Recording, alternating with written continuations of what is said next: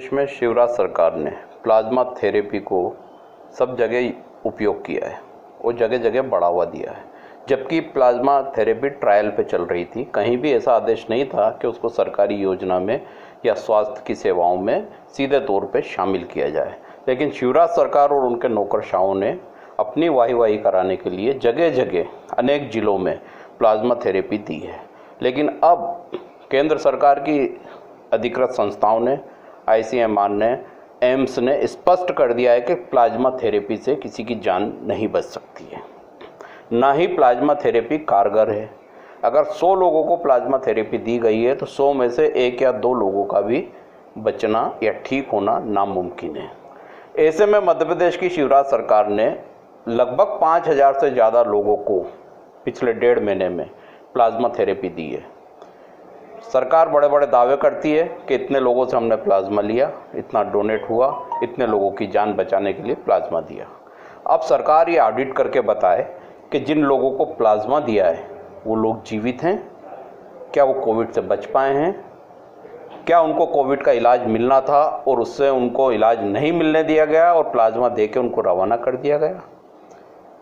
जो आंकड़े बोल रहे हैं कि 100 में से 2 लोग भी नहीं बच सकते या ठीक नहीं हो सकते हैं, इसका मतलब है कि जिनको भी प्लाज्मा दिया गया वो कोविड का शिकार हो गए, उनको कोविड के प्रोटोकॉल के तहत इलाज नहीं दिया गया। इसकी जिम्मेदार शिवराज सरकार है। इसमें जो लोग भी प्रभावित हुए हैं, जिनकी मृत्यु हुई है, उनको 50 लाख रुपए का मुआवजा दिया जाए और जिन लोगों को अन्य प्रभावित हुए हैं, अन्य बीमारियां हुई हैं, उनका इलाज अब कोविड का पुनः सरकार अपने खर्चे पे कराए और 10 लाख रुपए का मुआवजा उनको भी दे, क्योंकि ये सरकार की जिम्मेदारी है। जिस योजना के तहत वो काम कर रहे थे वो स्वीकृत योजना नहीं थी। आज ये जग जाहिर हो गया है कि इनकी प्लाज्मा थेरेपी कोविड में किसी तरह के काम नहीं आती है। इसका साफ, स्पष्ट और साफ संदेश है कि आपने कोविड पेशेंटों के साथ धोखा किया है, उनको मौत की कगार पे पहुंचाया है और इसका खामियाजा शिवराज सरकार को भुगतना ही पड़ेगा।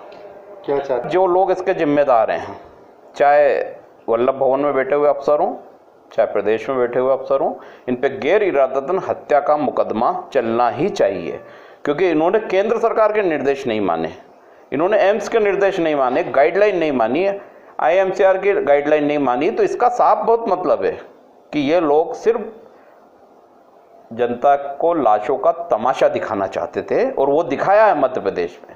मध्य प्रदेश में मौत की जो दर बढ़ी है उसकी एक बड़ी वजह प्लाज्मा थेरेपी है और इसकी जांच होना चाहिए और इसकी जांच किसी रिटायर्ड जज या सिटिंग जज के अंदर करके होना चाहिए, जिससे पता चले कि प्लाज्मा थेरेपी का ऑडिट हो, कितनी मौतें हुई हैं, कितने लोगों की जान बची है और कितने लोग अब उससे प्रभावित हैं और अपने आप को कोविड पेशेंट मान के भुगत रहे हैं।